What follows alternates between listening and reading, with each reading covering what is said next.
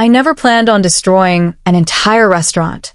But when your bosses treat you like trash after 9 loyal years, when they cut your hours, lie to your face, and ignore every warning you give, eventually something inside you snaps. And sometimes, the quietest employee becomes the most dangerous one of all. Before I tell you how I shut down the restaurant I gave almost a decade of my life to, make sure you are subscribed. Around here, we believe in standing up for yourself, and sometimes justice arrives in the form of carefully executed revenge. Now, let me take you to the moment everything began to fall apart. You do not stay at a restaurant job for 9 years unless you genuinely care. Care about the people, the routine, the customers, the sense of family. And for the longest time, that place was my family. I knew every inch of that kitchen, every regular customer, every dish before they even ordered it.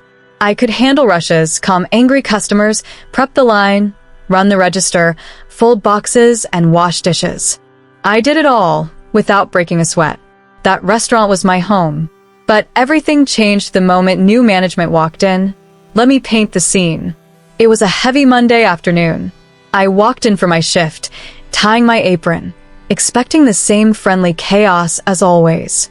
Instead, I saw 3 strangers sitting at the manager table. Clipboards, tablets, cold corporate smiles that did not reach their eyes. Our longtime general manager was nowhere to be found. At first, I thought she was running late. Then the woman in the center lifted her head. Her name was Tina. Her voice sounded like someone who enjoyed hearing herself talk. "Hi everyone," she said with a tight smile. "We will be taking over operations. Expect some changes." Changes. That word always hides trouble. I tried to stay positive. Innocent until proven guilty, right? But within a week, it became obvious that positivity was not going to save us. They were not interested in learning how things worked. They were not interested in our experience or our skills. They were not interested in what made the place run smoothly. What they were interested in was cutting costs. And oh, did the signs start piling up fast. Cheese bags suddenly came half full. Cleaning supplies were rationed. They removed one of the dishwashers and told us a wet towel worked just as well. The walk-in fridge lights flickered for weeks, but fixing them was not in the budget. And the worst part, they reduced pest control visits from twice a month to once every 2 months. A pizza place full of cheese, crumbs, and heat, and they thought cutting pest control was a smart idea. But the real betrayal was how they treated the older employees, the ones who had kept the place running for years. It started slowly. Dismissive comments. A cold tone. A feeling that we were suddenly in the way.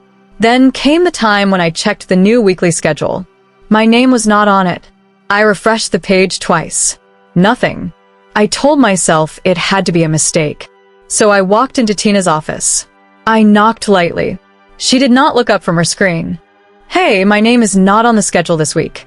Is something wrong?" She paused. Slow, like she wanted to annoy me. Then she forced a smile. "Oh, we are trying new scheduling rotations. You will get more hours next week." I frowned. I have never been left off completely. She shrugged without looking away from her screen. Schedules change. That was all. No explanation. No respect. Not even a hint of concern. I walked out feeling like the floor had vanished under my feet, but I brushed it off. 1 week was not the end of the world. The next schedule came. Again, nothing. No hours. No shifts. My name was simply gone. I stared at the schedule with sweaty hands, refreshed it again, prayed something would appear. But deep in my gut, I knew the truth. They were phasing me out, not for performance, not for behavior, not for lack of skill, but because I knew too much. I knew how things were supposed to be done, and I knew they were breaking rules left and right. I barely slept that week. My chest felt tight nonstop. I kept asking myself the same questions. Did I do something wrong? Am I imagining this? What will I do if they actually fire me? I tried contacting HR. That was a complete joke. Emails ignored. Calls redirected. Complaints dismissed. Every time I mentioned something, they acted like I was annoying them. At that point, I knew Nobody was coming to help me. Around this time, I started noticing something far more disturbing. Roaches. At first it was one or two crawling along the wall during closing. We all saw them, but pretended not to. Then there were more. And then more. Behind the prep table. Under the sink. Inside the storage closet. Inside the cheese shakers, which still makes my stomach turn when I think about it. I reported every sighting. Tina pretended to write it down. Then tossed the paper aside. "It is handled," she would lie, without even looking at the roach I was literally pointing at. I realized something horrifying. If I pushed too hard, they would get rid of me before they got rid of the infestation. So I kept my mouth shut, but I kept watching. By the third week of being left off the schedule, something inside me changed. Confusion turned to anger.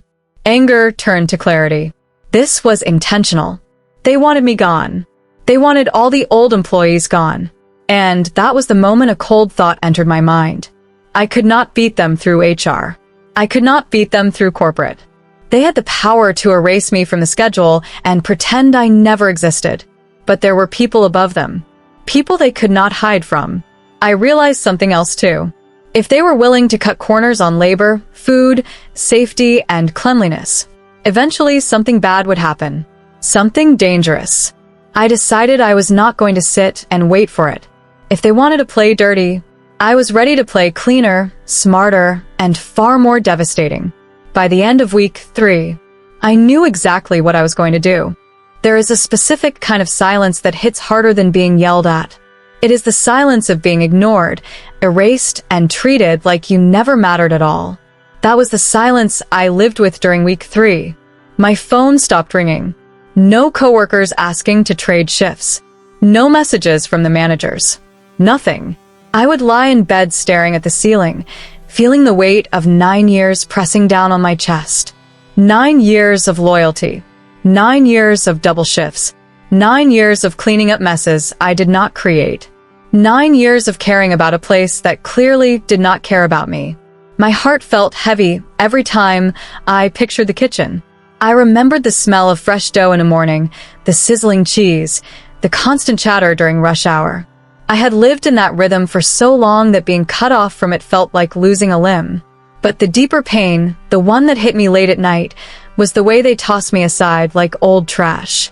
You do not erase someone from the schedule by accident for 3 straight weeks. This was deliberate. And the old me would have cried. The old me would have begged.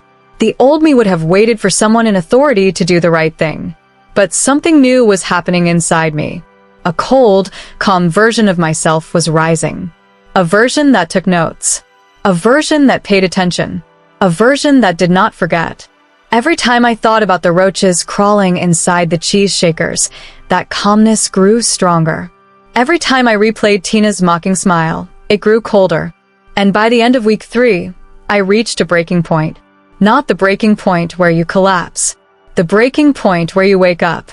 I remember the exact night it happened. I was sitting at my kitchen table with a cup of tea, staring at the laptop screen.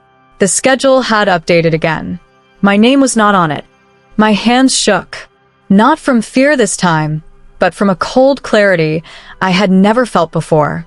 I closed the laptop, took a slow breath, and spoke out loud to myself. They want to fight. They picked the wrong person. It felt strange, hearing my own voice say it, but it felt good. It felt right. I was done waiting, done asking, done being polite. If they wanted to play dirty, I was about to become the cleanest problem they ever faced. I did not want money. I did not want apologies. I did not even want my job back. I wanted accountability. I wanted justice. I wanted them to feel the weight of every corner they had cut, every rule they had broken, every disgusting thing they had covered up. And the City Department of Health, they did not ignore people. I started making a list. Not in a notebook. Not on my phone. In my mind. Every single violation I had seen in that kitchen. Every ignored complaint. Every roach sighting. Every time management lied and wrote false reports. Let me paint the picture clearly for you. It started with 1 roach near the mop sink. Then 2 near the prep station. Then 3 on the line during closing. Then I found a nest behind the dry storage shelf. And the moment I saw those roaches inside the cheese shakers, I knew it was out of control. I will never forget that moment. I lifted a shaker to wipe it down, and something moved inside it. A small antenna. A brown shape. I froze. My stomach rolled. I opened the shaker slowly. 2 roaches crawled out. 2. Inside something we placed on customer tables. I remember whispering, "This is disgusting." But management acted like it was nothing. Tina waved me off. "We cleaned earlier." "You are exaggerating." No. I saw what I saw. And I knew the customers deserved better. But by then it was clear. If I kept reporting things, they would not fix the problem. They would remove the person who kept pointing at the problem. Me. And that was when my plan began to form. Not out of impulsiveness. Not out of anger. Out of necessity. The restaurant was unsafe. The customers were at risk. And the managers were covering it up. I knew exactly what had to be done. Before I acted, I still tried one last time to get help the legitimate way. I contacted HR again. This time, I prepared everything perfectly. A calm email. Detailed. Specific. Clear. And HR responded with the fakest sympathy I had ever seen. "Thank you for bringing this to our attention. We will look into it." That was it. No follow-up. No investigation. Nothing. It was like shouting into a hole. At that moment, I realized something. I had been loyal to people who were not loyal to me. I had played fair in a place where fairness was treated like a weakness. My heart did not break this time. It hardened. If HR was not going to help me, then I was going to help myself. On the 4th day of week 3, I went to the restaurant unannounced. I stood outside for a moment, staring at the building that had been my second home for so long. I walked inside without saying anything. Some of the newer employees gave me confused looks. The older ones looked guilty, like they knew what was happening but felt powerless to stop it. I walked straight to the back to grab something from my locker. As I passed the kitchen, I paused. When I drove home that day, I did not blast music like I usually did. I did not cry. I did not rant. I sat in silence. The kind of silence that follows a decision you cannot come back from. This was no longer about my hours. No longer about my pride. No longer about my job. This was about public safety. This was about accountability. This was about the truth. And the truth deserved to be seen. I parked in my driveway, turned off the engine, and stared at the steering wheel. I whispered to myself, "Tonight is the night." I walked inside, sat at my kitchen table, opened my laptop, and found the official city website for health inspections. My heartbeat slowed. My breathing steadied. I felt a strange calmness wash over me. This was not revenge out of rage. This was justice out of necessity. I began typing. Slow at first, then faster. I made sure to leave no detail out. Where the roaches hid, when they came out, which corners of the kitchen they crawled through, what time management usually did their fake cleaning routine, which days they were most understaffed, which lies they told, which violations they ignored. I did not sign my name. The form allowed anonymous submissions. I reviewed my report 3 times until every sentence felt exact. Then I clicked submit. I sat back in my chair and exhaled. And for the first time in weeks, I felt free. But the real freedom was still coming, because this was only the beginning. The Department of Health was about to walk through their doors, and nothing could stop it. And management had no idea what was coming. There were 3 roaches on the counter. 3. In plain sight. One of them crawled over a container of toppings like it owned the place. I looked at it for a long moment, and I said something in a soft voice that surprised me. "You picked the wrong restaurant." Someone behind me laughed. It was Tina. "Oh, look. You're here." Still checking the schedule, hoping to see her name. Her tone was full of fake sweetness. I turned and looked her in the eye. "No. "I am here to pick up my things." She smirked. "You did not need to come in for that. We would have mailed them." It was a lie. They would have thrown my things away without hesitation. But I did not argue. I just nodded and started walking toward the employee room. Behind me, I heard her chuckle. That chuckle told me everything. They never planned on giving me hours again. They never respected me. They never cared. But soon they would. The moment I submitted that report, a strange calm settled over me. Not excitement, not fear, just a steady, quiet certainty. Something had shifted. Something permanent. I had spent 3 whole weeks feeling powerless and ignored. 3 weeks being erased from the schedule. 3 weeks being treated like I did not matter. But now, for the first time since this nightmare started, I held the power. I did not want to hurt innocent people. I did not want to ruin anyone's day. But I did want the truth to come out. So I waited. Not anxiously. Not obsessively. Almost peacefully. I kept checking the restaurant's hours online. They were still open. Still serving customers. Still pretending everything was normal.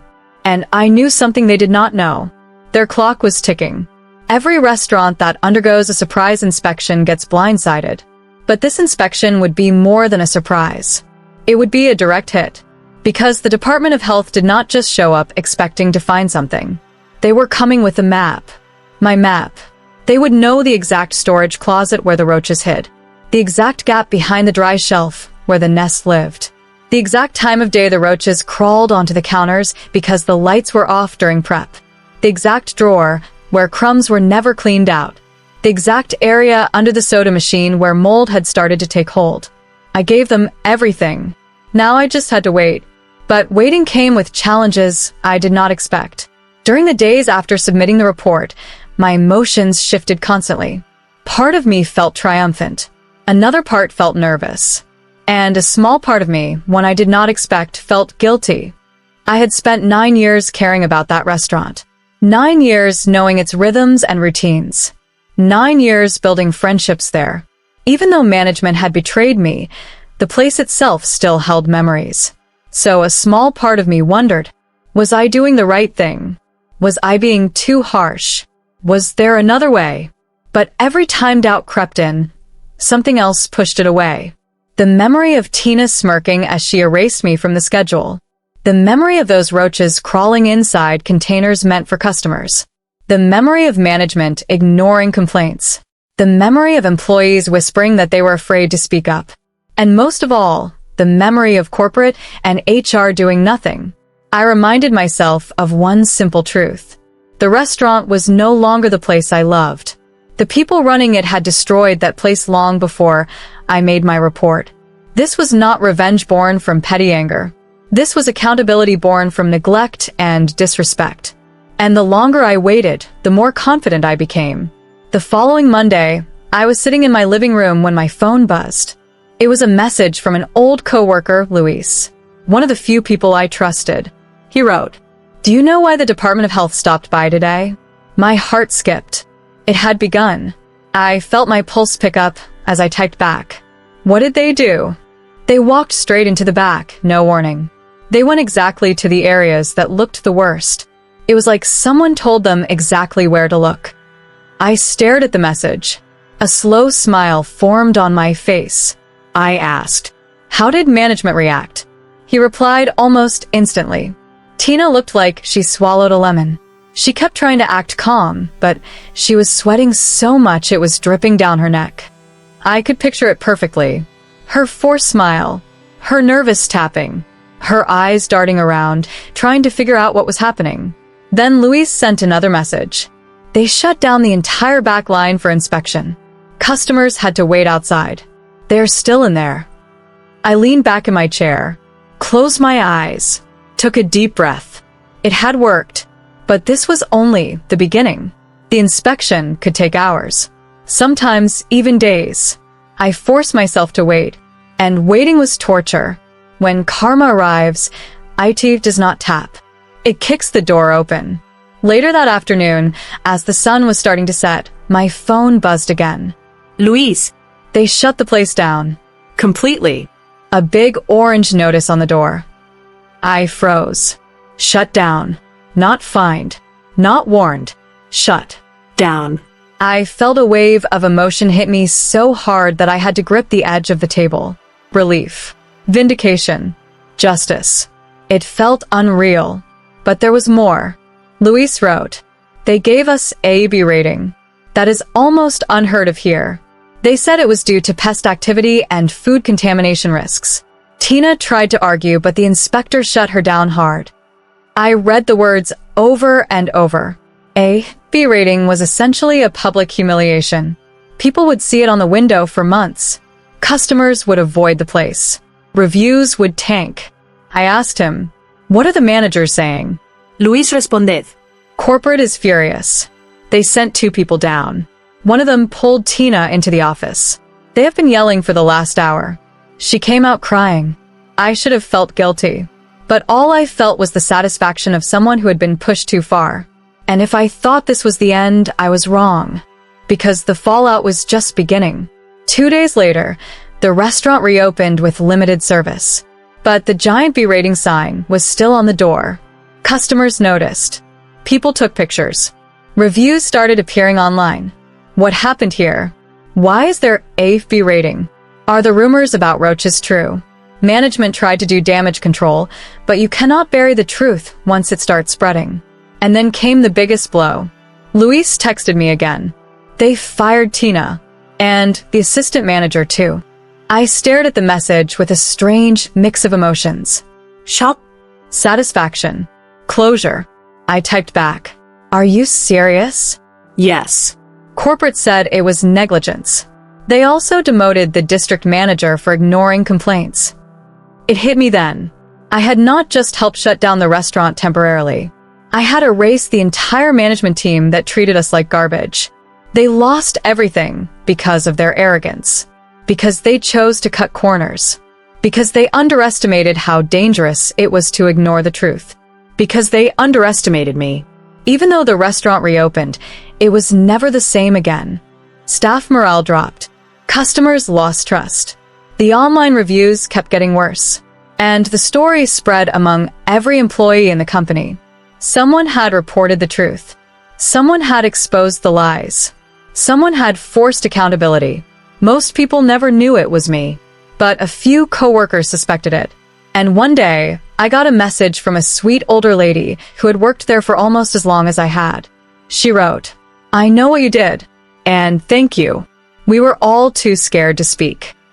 I sat with that message for a long time, and for the first time, I realized something important. This was not just revenge. This was liberation. Liberation for the customers who deserved clean food. Liberation for the employees who were afraid to talk. Liberation for myself after 9 years of being taken for granted. I had taken my pain and turned it into action. I had reclaimed my power. I had proven that even someone who feels small and ignored can change everything. All it takes is the courage to act. And I acted. After the shutdown, after the firings, after the fallout, I felt something I had not felt in a long time. Peace. Not because I hurt anyone. Not because I got revenge. But because I stood up for myself. Because I refused to be stepped on. Because I refused to let the truth be buried. And because I proved that when people in power fail to do the right thing, sometimes it takes someone like me to force their hand. Someone quiet. Someone overlooked. Someone they thought they could erase. They were wrong. And they learned that the hard way. The morning after the shutdown, I woke up with the sunlight creeping through my blinds. For the first time in weeks, my chest did not feel tight. My head did not hurt. My stomach did not twist into knots. I sat up slowly and let the feeling wash over me. Peace. Real, genuine peace. I made coffee, opened my phone, and saw exactly what I expected to see. Screenshots, messages, rumors, and above all, photos of the bright orange health department notice taped across the restaurant doors. One of the pictures showed Tina standing outside talking on the phone, her hair a mess, her face red, her expression crumbling. She looked nothing like the confident manager who smirked at me weeks before. Broken pride looks different on everyone. On her, it looked like justice.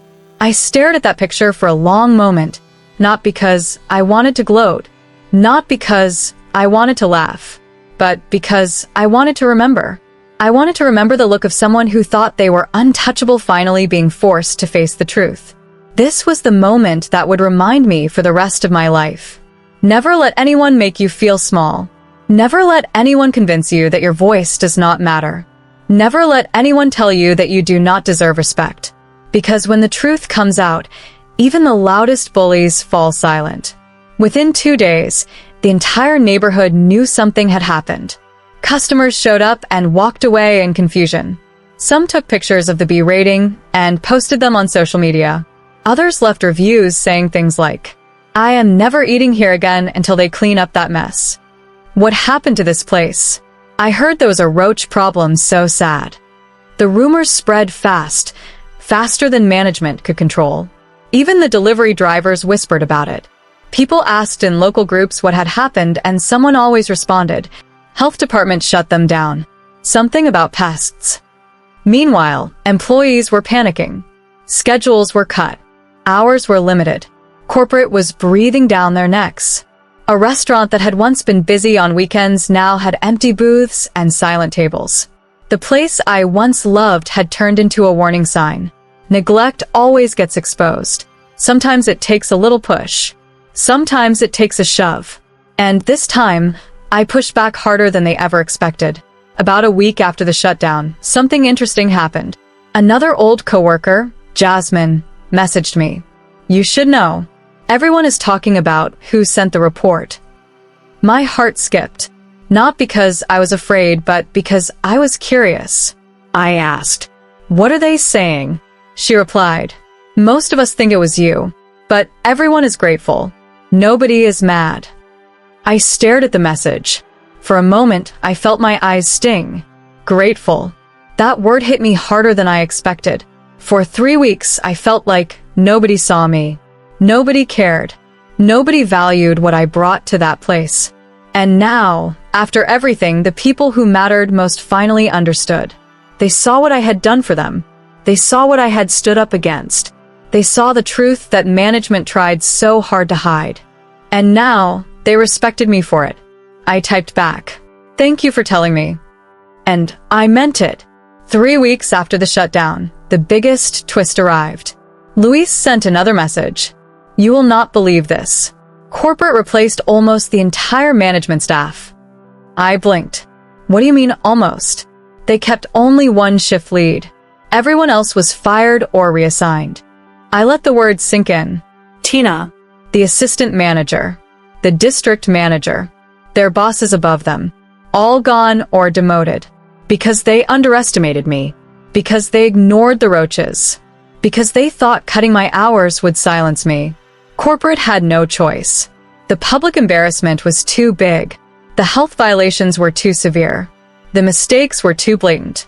They needed someone to blame. And the people who caused the chaos were the ones who paid the price. It was poetic in a quiet, simple way. They made me suffer in silence. And now they felt the consequences of their own choices. 1 week later, something happened that made me laugh out loud. I received a call from the new district manager. I almost did not answer, but curiosity won. "Hello," I said calmly.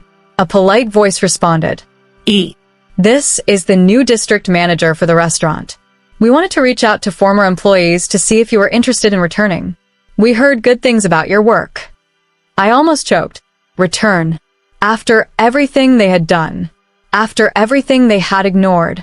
After almost 3 weeks of erasing me. They wanted me back. I let the silence hang just long enough to make a point. Then I said, No. "I am not interested." The manager cleared her throat. "May I ask why?" I smiled even though she could not see it. "Because I know my worth. And you should know yours too. Good luck." I hung up.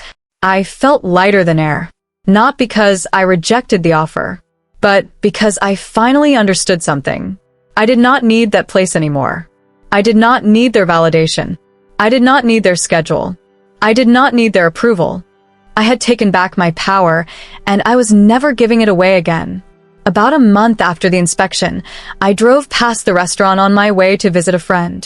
The B rating was still stamped on the door. The windows looked dull. The parking lot was half empty. The place looked like a ghost of its former self. And for the first time, I felt something surprising. Not anger. Not pain. Not revenge. Relief. Because I had finally let go. I whispered to myself, they did this to themselves. And it was true. My report did not destroy that restaurant. Their arrogance did. Their laziness did. Their disrespect did. All I did was shine a light on the darkness they tried to hide. And light always wins. When people ask me if I regret what I did, I tell them the same thing every time. No. I do not regret speaking the truth. I do not regret standing up for myself. I do not regret exposing what needed to be exposed. What I regret is staying silent for as long as I did. What I regret is believing they valued me. What I regret is letting their actions make me doubt myself. But now I know better. You cannot force people to respect you. You cannot force managers to treat you fairly. You cannot force companies to act with integrity. But you can force accountability. And sometimes the smallest voice in the room is the one that sparks the biggest change. I lost my job, but I found my power, and I would choose that outcome every time. Thank you for listening to my story. If you believe in standing up for yourself, in justice, in exposing the truth when others try to hide it, make sure to subscribe and like the video. Tell me in the comments, have you ever been underestimated? Have you ever taken your power back? Because remember, sometimes the quietest people deliver the loudest consequences.